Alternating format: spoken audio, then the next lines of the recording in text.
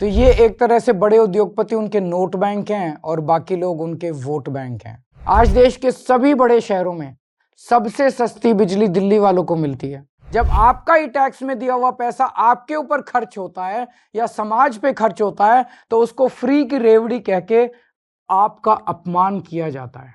आमतौर पे जब कोई नेता चुनाव के ठीक पहले किसी विषय पे चर्चा करता है या घोषणा करता है तो लोग कहते हैं वोट के लिए कर रहा है। कई वादे किए जाते हैं धर्म के नाम पे, कई वादे किए जाते हैं जाति के नाम पे, कई वादे समाज के निचले तबके के लिए किए जाते हैं और कई वादे कुछ चंद उद्योगपतियों के लिए किए जाते हैं। ये ऐसा क्यों करते हैं? क्योंकि बाकी पार्टियों ने धर्म और जाति के नाम पे अपने वोट बैंक बना रखे हैं और बड़े बड़े उद्योगपतियों को खुश करना होता है क्योंकि उनसे चंदा लेना होता है। तो ये एक तरह से बड़े उद्योगपति उनके नोट बैंक हैं और बाकी लोग उनके वोट बैंक हैं। इस वोट बैंक और नोट बैंक के बीच में एक बहुत बड़ा ऐसा वर्ग है जो पिस के रह गया है। वो ना इधर का है ना उधर का है और ये वर्ग है भारत का मिडिल क्लास। कोई भी पार्टी आज मिडिल क्लास के हित की बात करने को तैयार नहीं है। ऐसा क्यों है? आजाद भारत के 75 वर्ष में एक के बाद दूसरी पार्टी आई, एक सरकार के बाद दूसरी सरकार आई और इन सब लोगों ने मिडिल क्लास को दबा के, डरा के, निचोड़ के रखा हुआ है। मिडिल क्लास और सरकार का एक बड़ा अजीब रिश्ता है। मिडिल क्लास के लिए ये लोग कुछ करते तो नहीं है, लेकिन जब जब सरकार को इनकी जरूरत पड़ती है तब तब मिडिल क्लास के ऊपर सरकार हथियार चला देती है, चाकू चला देती है और ये हथियार है टैक्स। लाखों करोड़ों की संख्या में मिडिल क्लास टैक्स भर भर के देता है देश चलाने के लिए, लेकिन बदले में मिडिल क्लास को क्या मिलता है? कुछ नहीं। भारत का मिडिल क्लास सरकार का सिर्फ और सिर्फ एक एटीएम बन के रह गया है। सच बात तो यह है, the Indian middle class is victim of tax terrorism. एक यंग मिडिल क्लास कपल, शादीशुदा कपल, उसके लिए फैमिली प्लानिंग एक फाइनेंशियल डिसीजन बन गया है। जब वो बच्चा पैदा करते हैं तो पहले सोचते हैं, उनके मन में सब, क्या हम इस बच्चे की परवरिश अफोर्ड कर पाएंगे? कहां पहुंच गया हमारा समाज? यही सब परेशानियों की वजह से बहुत से लोग देश छोड़ के जा रहे हैं। 2020 में 85,000 भारतीय देश छोड़ के विदेश चले गए और 3 साल बाद 2023 का आंकड़ा दिखाता है कि 3 गुना यानी कि 2,16,219 लोग देश छोड़ के चले गए। ये हमारे ही देश के लिए बहुत बड़ा नुकसान और दुख की बात है, क्योंकि ये युवा जो हमारे देश का भविष्य बन सकता था आज किसी और देश का भविष्य बन रहा है। अब ये समस्या है, लेकिन इसका समाधान क्या है? सरकार के पास पैसा जनता से आता है। अब इस पैसे को खर्च करने के 2 ही तरीके हैं।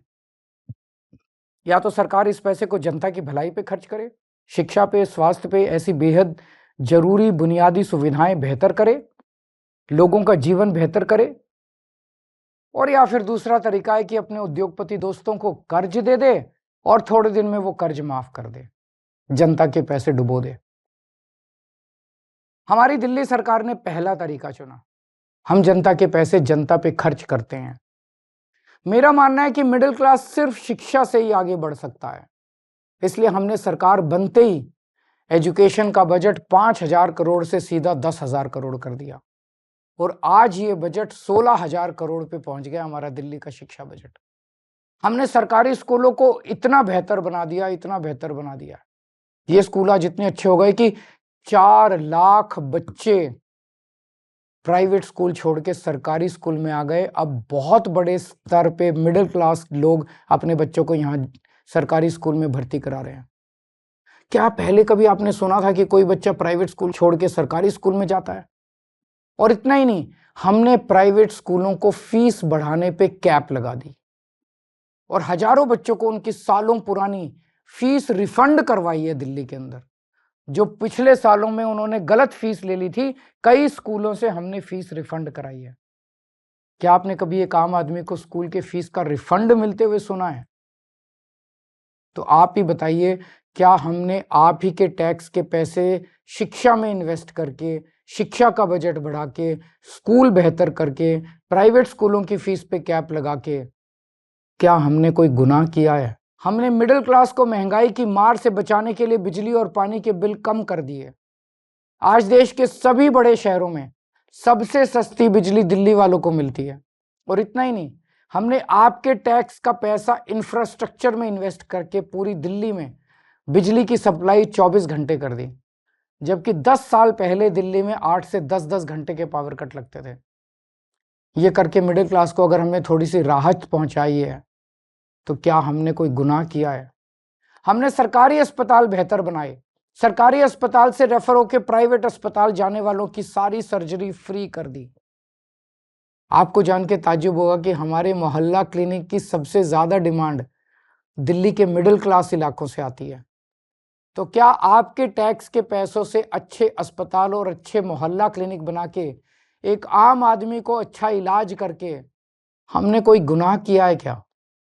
अब इस मिडिल क्लास के अंदर भी एक वर्ग है जिनके बारे में सरकार ने कभी नहीं सोचा, वो है हमारे सीनियर सिटीजन। सीनियर सिटीजन्स ने, हमारे बुजुर्गों ने पूरी जिंदगी ईमानदारी से टैक्स भरा। मोटे मोटे तौर पे देखें तो एक एवरेज मिडिल क्लास का आदमी रिटायर होते होते कम से कम अपनी पूरी जिंदगी में 1 से 1.5 करोड़ रुपए का टैक्स तो दे ही देता है। इसके बदले में उसको क्या मिलता है? भगवान ना करे उसको कोई बड़ी बीमारी हो जाए, ना उसको इंश्योरेंस कंपनी कुछ देती, ना सरकार उसका हाथ पकड़ती। इसलिए आने वाले चुनाव के बाद हम दिल्ली में संजीवनी योजना लागू कर रहे हैं। इस योजना के तहत 60 साल से ऊपर के सभी सीनियर सिटीजन्स को सरकारी और प्राइवेट अस्पताल में बिल्कुल फ्री इलाज मिलेगा। तो आप बताइए, अगर आपके टैक्स के पैसे से आपके घर के बुजुर्गों को ही नहीं, पूरी दिल्ली के हर बुजुर्ग को अच्छा इलाज मिल जाए, तो क्या हमने कोई गुनाह किया है क्या? कभी सोचा आपने, जब यही चीज दूसरे देशों की सरकारें करती है तो हम वाह वाह करते हैं, यूरोप, लंदन, पेरिस, वो लोग करते हैं तो हम वाह वाह करते हैं, लेकिन हमारे देश में हम सब इसके खिलाफ बोलते हैं। ऐसा क्यों होता है? इसका कारण है कि सरकार ने मिडिल क्लास को एक तरह से मानसिक गुलाम बना दिया है। जब आपका ही टैक्स में दिया हुआ पैसा आपके ऊपर खर्च होता है या समाज पे खर्च होता है, तो उसको फ्री की रेवड़ी कह के आपका अपमान किया जाता है। हाँ, ये बात तो सच है कि आपके पैसों से बहुत सारे गरीबों को भी बिजली पानी मुफ्त मिलती है, बस ट्रैवल मुफ्त मिलता है। आप सोचते होंगे मेरे पैसे से किसी और पे ये क्यों लगाया जा रहा है, लेकिन आज मैं आपसे कहना चाहता हूं, इसका जवाब मुझसे बेहतर आपके माता पिता देंगे। आज हमारे जो छोटे छोटे शहरों में मिडिल क्लास है ना, इनमें से 99% के माता पिता गरीब थे। उन्होंने अपने खून पसीने की कमाई से गरीबी से मिडिल क्लास तक पहुंचने का सफर तय किया है। उनसे पूछ के देखना, उनको सरकार अगर थोड़ी सी मदद दे देती, उनको सरकार से थोड़ी मदद मिल जाती, थोड़ी सहूलियत मिल जाती, तो उन बचाए हुए पैसों को जोड़ के वो क्या क्या कर सकते थे। मुझे यकीन है कि उनका जवाब ये होता कि वो पैसा वो अपने बच्चों के भविष्य के लिए संवारते, यानी आपकी जिंदगी बेहतर करने में लगाते आपके माता पिता। इसी तरह जब जनता का पैसा जनता पे खर्च होता है, तभी देश का निर्माण होता है।